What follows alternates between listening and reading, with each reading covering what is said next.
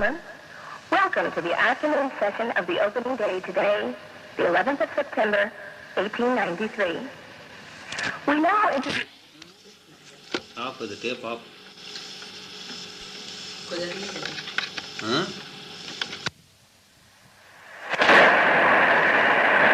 Sisters and brothers of America,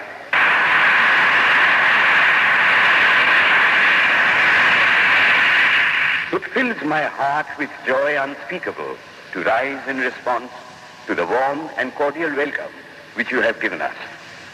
I thank you in the name of the most ancient order of monks in the world. I thank you in the name of the mother of religions. And I thank you in the name of the millions and millions of Hindu people of all classes and sects. My thanks also to some of the speakers on this platform who, referring to the delegates from the Orient, have told you that these men from far-off nations may well claim the honor of bearing to different lands the idea of toleration. I am proud to belong to a religion which has taught the world both tolerance and universal acceptance. We believe not only in universal toleration, but we accept all religions as true. I am proud to belong to a nation which has sheltered the persecuted and the refugees of all religions and all nations of the earth. I am proud to tell you that we have gathered in our bosom the purest remnant of the Israelites who came to southern India and took refuge with us in the very year in which their holy temple was shattered to pieces by Roman tyranny. I am proud to belong to the religion which has sheltered and is still fostering the remnant of the grand Zoroastrian nation. I will quote to you, brethren, a few lines from a hymn which I remember to have repeated from my earliest boyhood, which is every day repeated by millions of human beings. As the different streams, having their sources in different places, all mingle their water in the sea, so, O Lord, the different paths which men take through different tendencies, various though they appear, crooked or straight, all lead to thee. The present convention, which is one of the most august assemblies ever held, is in itself a vindication, a declaration to the world of the wonderful doctrine preached in the Gita. Whosoever comes to me, through whatsoever form, I reach him. All men are struggling through paths which in the end lead to me.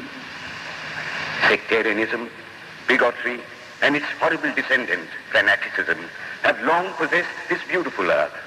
They have filled the earth with violence, drenched it often and often with human blood, destroyed civilization, and sent whole nations to despair. If not been for these horrible demons, human society would be far more advanced than it is now.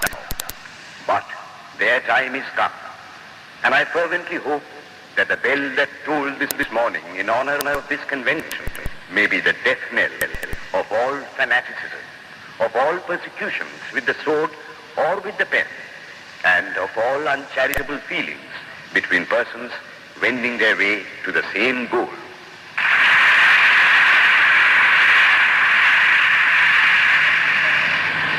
Ladies and gentlemen, on the agenda for today, the 15th of September, 1893, a galaxy of eminent speakers are scheduled to address us, and it gives us great pleasure to once again invite Swami Vivekananda to speak. His subject for today, Why We Disagree. I will tell you a little story. You have heard the eloquent speaker who has just finished say, let us cease from abusing each other, and he was very sorry that there should be always so much variance. But I think I should tell you a story which would illustrate the cause of this variance. A frog lived in a well. It had lived there for a long time. It was born there.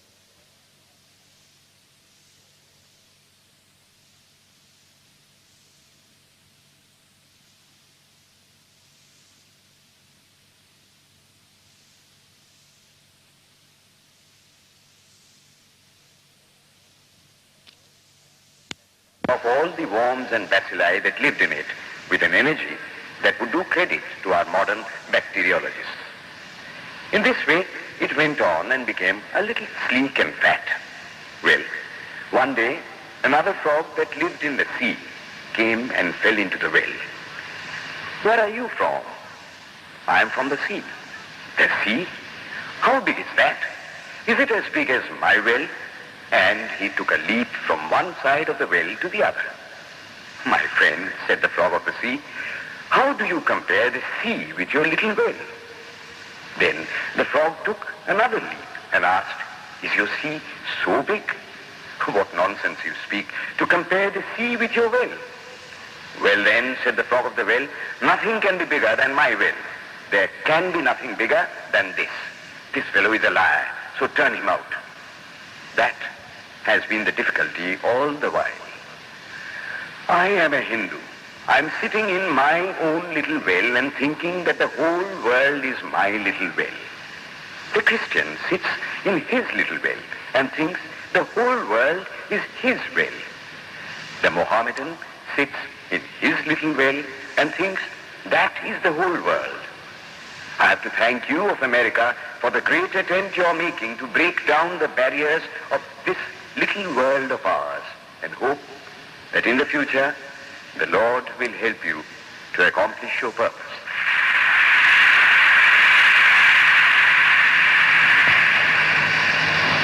Delegates and friends, today, the 19th of September, 1893, is the 9th day of the World's Parliament of Religions.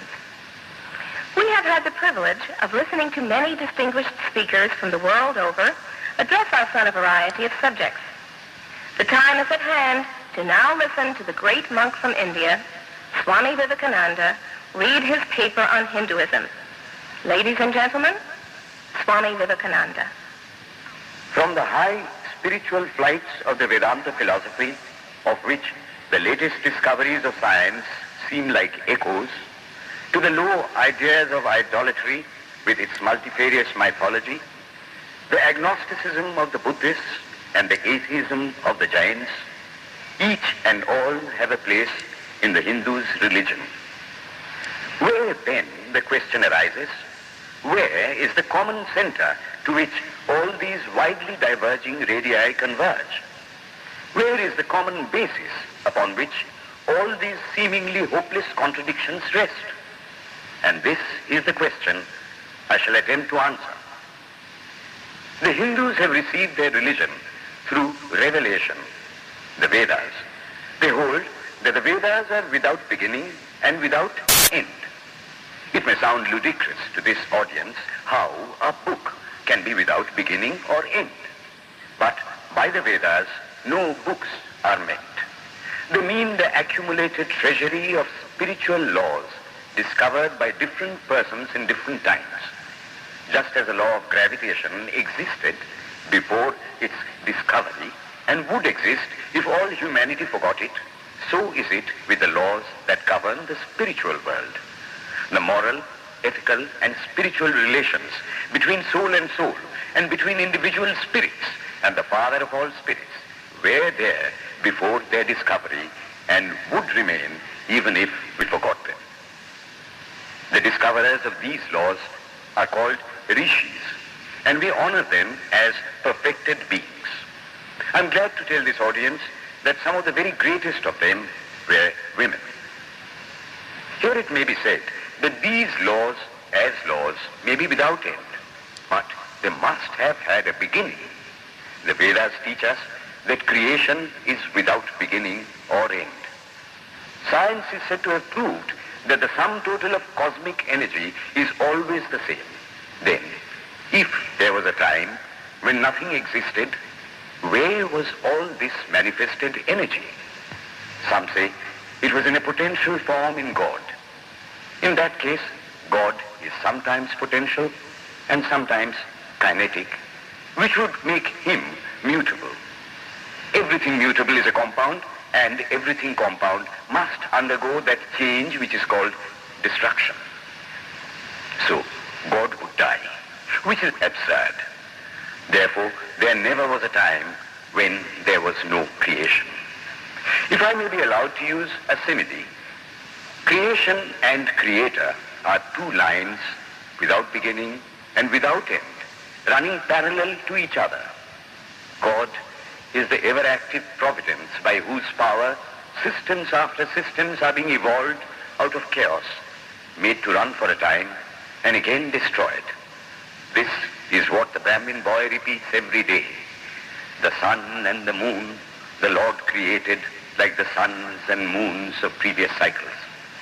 And this agrees with modern science. Here I stand, and if I shut my eyes and try to conceive my existence, I, what is the idea before me? The idea of a body. Am I then nothing but a combination of material substances? The Vedas declare, no. I am a spirit living in a body. I am not the body. The body will die, but I shall not die. Here am I in this body. It will fall, but I shall go on living. I had also a past. The soul was not created, for creation means a combination, which means a certain future dissolution. If then the soul was created, it must die. Some are born happy, enjoy perfect health with beautiful body, mental vigor, and all wants supplied. Others are born miserable. Some are without hands or feet. Others again are idiots and only drag on a wretched existence. Why, if they are all created, why does a just and merciful God create one happy and another unhappy? Why is he so partial? Nor would it matter in the least to hold that those who are miserable in this life will be happy in a future one. Why should a man be miserable even here in the reign of a just and merciful God? In the second place, the idea of a creator God does not explain the anomaly, but simply expresses the cruel fiat of an all-powerful being. There must have been causes then, before his birth, to make a man miserable, and those were his past actions. Are not all the tendencies of the mind and the body accounted for by inherited aptitude? Here are two parallel lines of existence, one of the mind, the other of matter. If matter and its transformations answer for all that we have, there is no necessity for supposing the existence of a soul. But it cannot be proved that thought has been evolved out of matter. And if a philosophical monism is inevitable, spiritual monism is certainly logical and no less desirable than a materialistic monism. But neither of these is necessary here. We cannot deny that bodies acquire certain tendencies from heredity, but those tendencies only mean the physical configuration through which a peculiar mind alone can act in a peculiar way.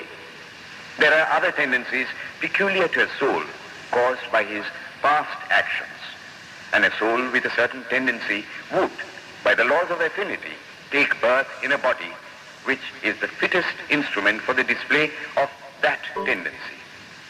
This is in accord with science, for science wants to explain everything by habit, and habit is got through repetitions. So, repetitions are necessary to explain the natural habits of a newborn soul, and since they were not obtained in this present life, they must have come down from past lives. There is another suggestion. Taking all these for granted, how is it that I do not remember anything of my past life? This can be easily explained. I am now speaking in English. It is not my mother tongue. In fact, no words of my mother tongue are now present in my consciousness. But let me try to bring them up. And they rush in. That shows that consciousness is only the surface of the mental ocean, and within its depths are stored up all our experiences. Try and struggle.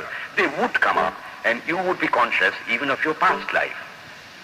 This is direct and demonstrative evidence. Verification is the perfect proof of a theory, and here is the challenge thrown to the world by the rishis. We have discovered the secret by which the very depths of the ocean of memory can be stirred up.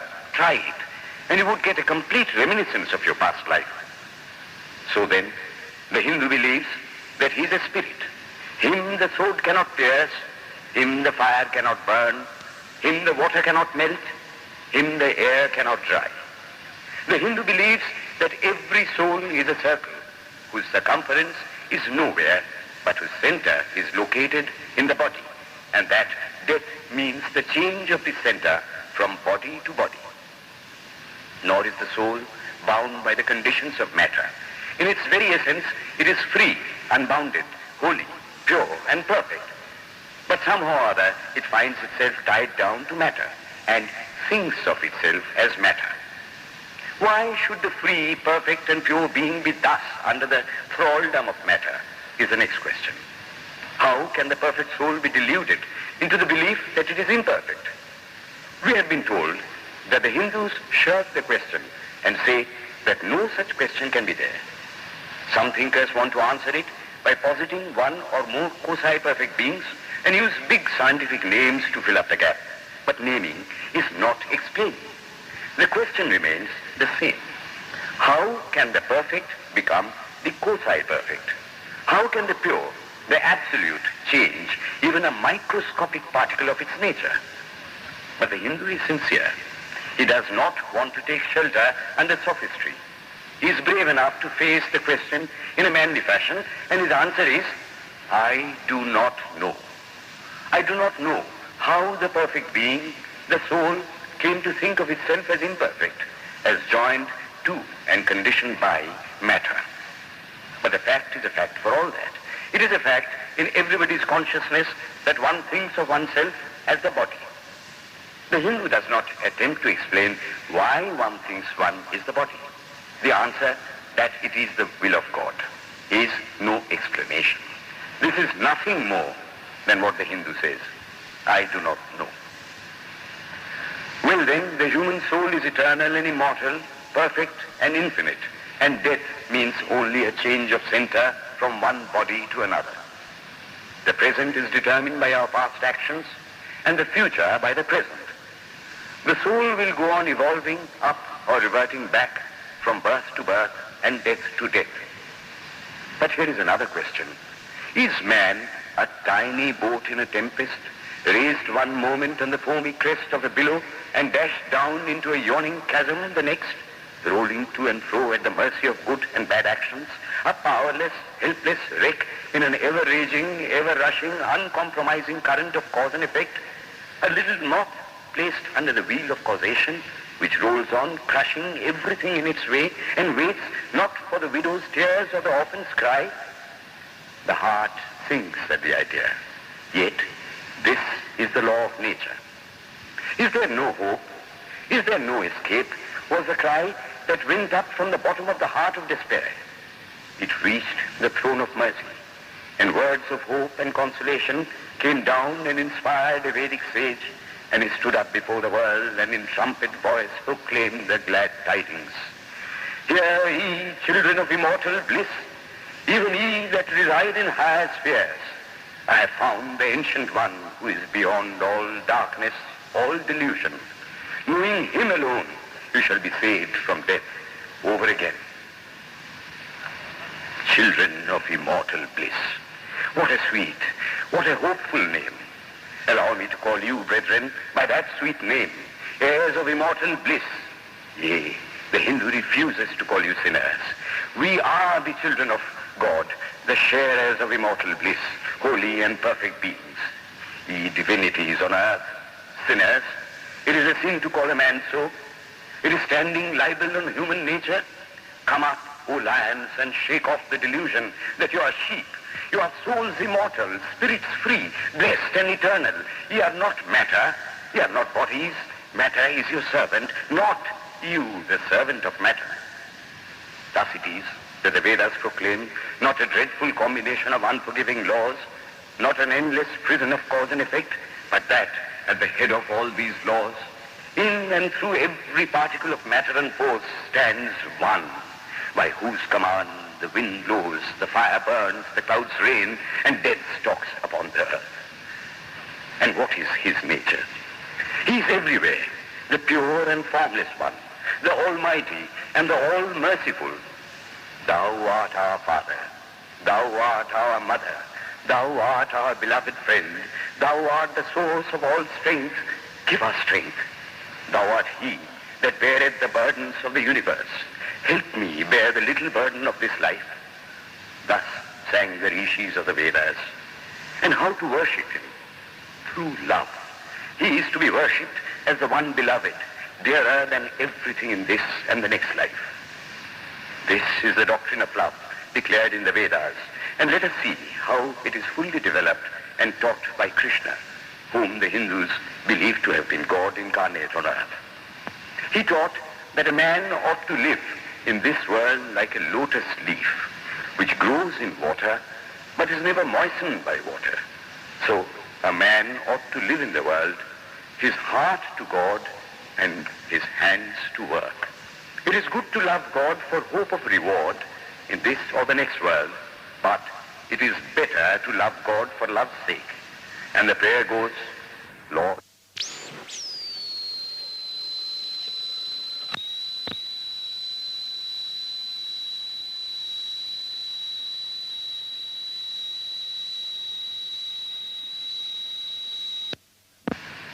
one of the disciples of Krishna, the then Emperor of India, was driven from his kingdom by his enemies and had to take shelter with his queen in a forest in the Himalayas. And there, one day, the queen asked him how it was that he, the most virtuous of men, should suffer so much misery. Yudhishthira answered, Behold, my queen, the Himalayas. How grand and beautiful they are.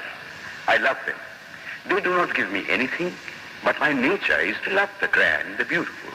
Therefore, I love them. Similarly, I love the Lord. He is the source of all beauty, of all sublimity. He is the only object to be loved.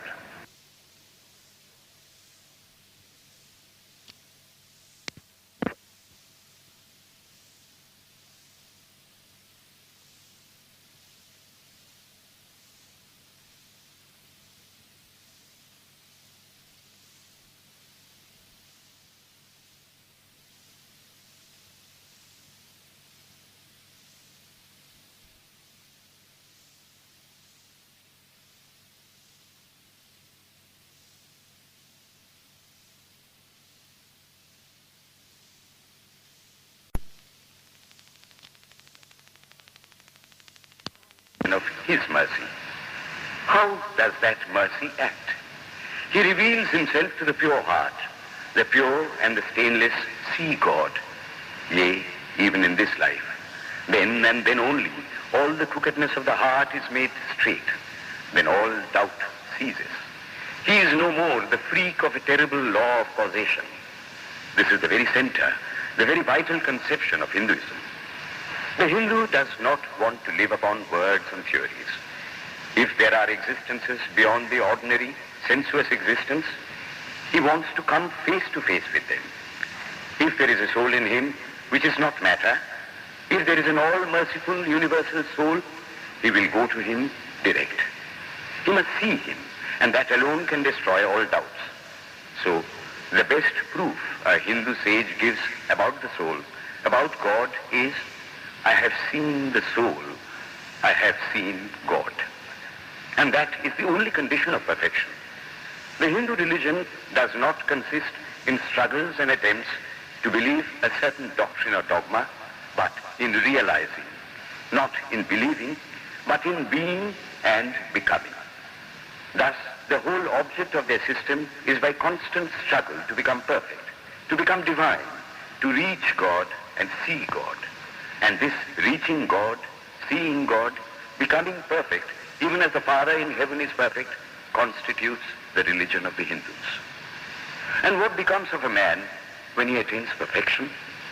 He lives a life of bliss infinite. He enjoys infinite and perfect bliss, having obtained the only thing in which man ought to have pleasure, namely God, and enjoys the bliss with God. So far, all the Hindus are agreed. This is the common religion of all the sects of India. But then, perfection is absolute, and the absolute cannot be two or three. It cannot have any qualities. It cannot be an individual. And so, when a soul becomes perfect and absolute, it must become one with Brahma, and it would only realize the Lord as the perfection, the reality, of its own nature and existence, the existence absolute, knowledge absolute, and bliss absolute. We have often and often read this called the losing of individuality and becoming a stock or a stone. He jests at scars that never felt a wound. I tell you, it is nothing of the kind. If it is happiness to enjoy the consciousness of this small body, it must be greater happiness to enjoy the consciousness of two bodies, the measure of happiness increasing with the consciousness of an increasing number of bodies, the aim, the ultimate of happiness being reached when it would become a universal consciousness. Therefore, to gain this infinite universal individuality, this miserable little prison individuality must go. Then alone can death cease when I am one with life. Then alone can misery cease when I am one with happiness itself. Then alone can all error cease when I am one with knowledge itself. And this is the necessary scientific conclusion.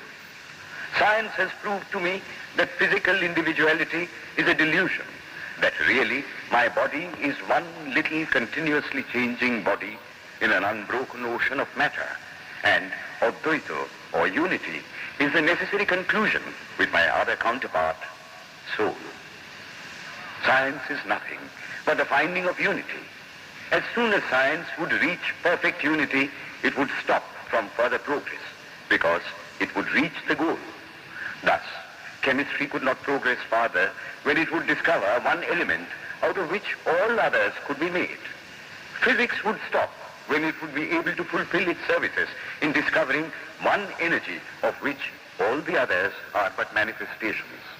And the science of religion become perfect when it would discover him who is the one life in a universe of death, him who is the constant basis of an ever-changing world, one who is the only soul of which all souls are but delusive manifestations. Thus is it, through multiplicity and duality, that the ultimate unity is reached. Religion can go no farther. This is the goal of all science. All science is bound to come to this conclusion in the long run. Manifestation and not creation is the word of science today. And the Hindu is only glad that what he has been cherishing in his bosom for ages is going to be taught in more forcible language and with further light from the latest conclusions of science. Descend we now from the aspirations of philosophy to the religion of the ignorant. At the very outset, I may tell you that there is no polytheism in India. In every temple, if one stands by and listens, one will find the worshippers applying all the attributes of God, including omnipresence, to the images. Henotheism explained the situation. The rose, called by any other name, would smell as sweet. Names are not explanations. The tree is known by its fruits. When I have seen amongst them that are called idolaters, men, the like of whom, in morality and spirituality and love, I have never seen anywhere, I stop and ask myself, can sin beget holiness? Superstition is a great enemy of man, but bigotry is worse. Why does a Christian go to church? Why is the cross holy? Why is the face turned toward the sky in prayer? Why are there so many images in the Catholic Church? Why are there so many images in the minds of Protestants when they pray? My brethren, we can no more think about anything without a mental image than we can live without breathing. By the law of association, the material image calls up the mental idea and vice versa. This is why the Hindu uses an external symbol when he worships. He will tell you it helps to keep his mind fixed on the being to whom he prays. By the law of association, the material image calls up the mental idea and vice versa. This is why the Hindu uses. After all, how much does omnipresence mean to almost the whole world? It stands merely as a word, a symbol. Has God superficial area? If not, when we repeat that word omnipresent, we think of the extended sky or of space. That is all. As we find that somehow or other, by the laws of our mental constitution, we have to associate our ideas of infinity with the image of the blue sky or of the sea, so we naturally connect our idea of holiness with the image. Him the sun cannot express, nor the moon, nor the stars. The lightning cannot express him, nor what we speak of as fire. Through him they shine. But he does not abuse anyone's idol or call its worship sin. He recognizes in it a necessary stage of life.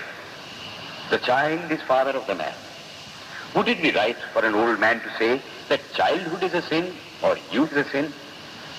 If a man can realize his divine nature with the help of an image, would it be right to call that a sin? Nor, even when he has passed that stage, should he call it an error.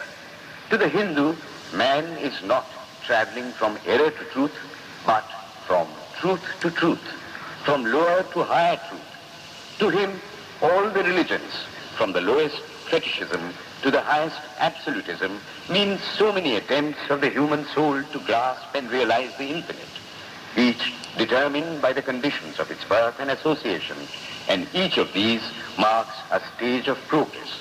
And every soul is a young eagle soaring higher and higher, gathering more and more strength till it reaches the glorious sun.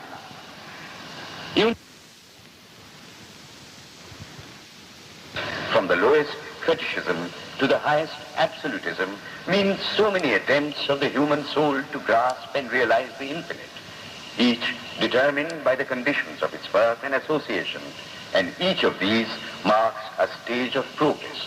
And every soul is a young eagle soaring higher and higher, gathering more and more strength till it reaches the glorious sun. Unity in variety is the plan of nature, and the Hindu has recognized it. Every other religion lays down certain fixed dogmas and tries to force society to adopt them. It places before society only one coat which must fit Jack and John and Henry all alike. If it does not fit John or Henry, he must go without a coat to cover his body. The Hindus have discovered that the absolute can only be realized or thought of or stated through the relative. And the images, crosses and crescents are simply so many symbols, so many pegs to hang spiritual ideas on. It is not that this help is necessary for everyone, but those that do not need it have no right to say that it is wrong, nor is it compulsory in Hinduism. One thing I must tell you, idolatry in India does not mean anything horrible. It is not the mother of harlots. On the other hand, it is the attempt of undeveloped minds to grasp high spiritual truths. The Hindus have their faults, they sometimes have their exceptions, but mark this, they are always for punishing their own bodies and never for cutting the throats of their neighbors. If the Hindu fanatic burns himself on the fire, he never lights the fire of inquisition.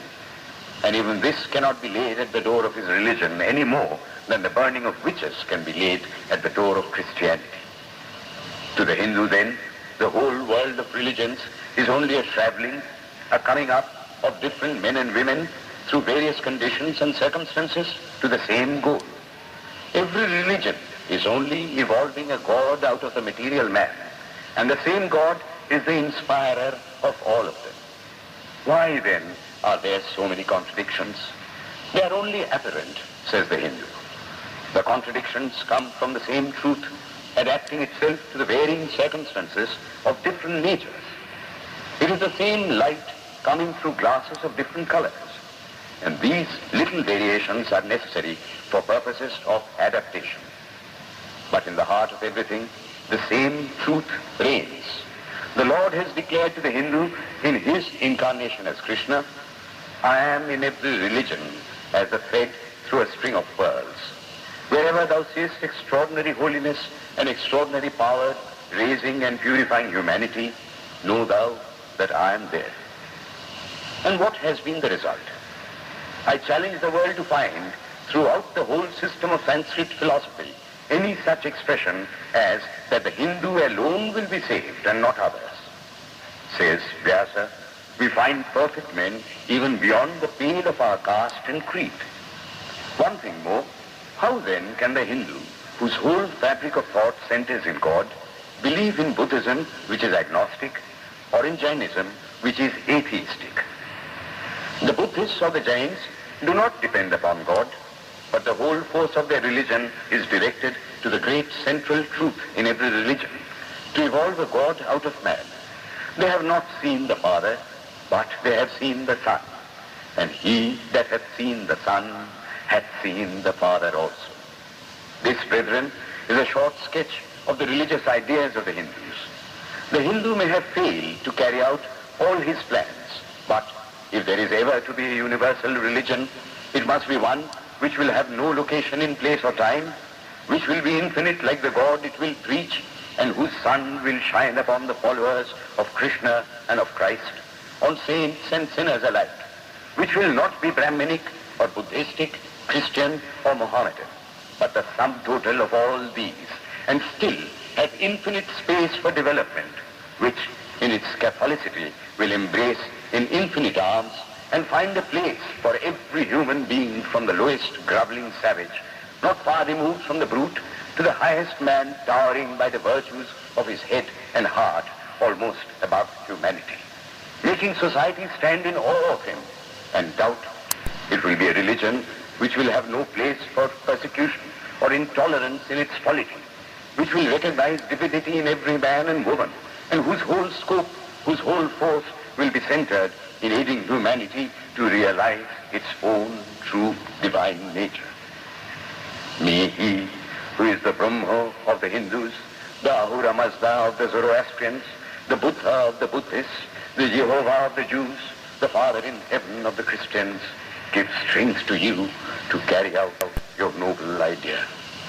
The star arose in the east. It traveled steadily towards the west, sometimes dimmed and sometimes effulgent, till it made a circuit of the world, and now it is again rising on the very horizon of the east, the borders of the sun pole, 1,000-fold more effulgent than it ever was before.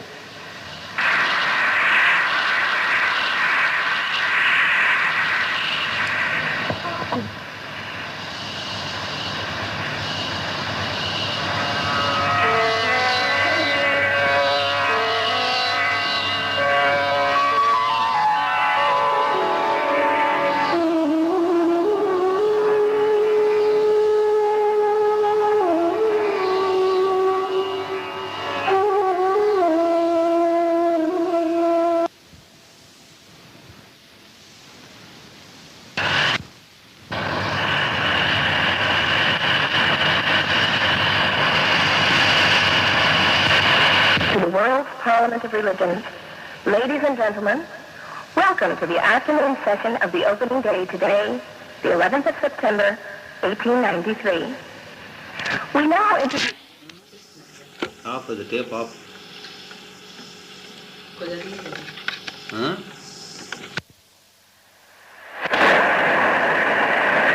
Sisters and brothers of America,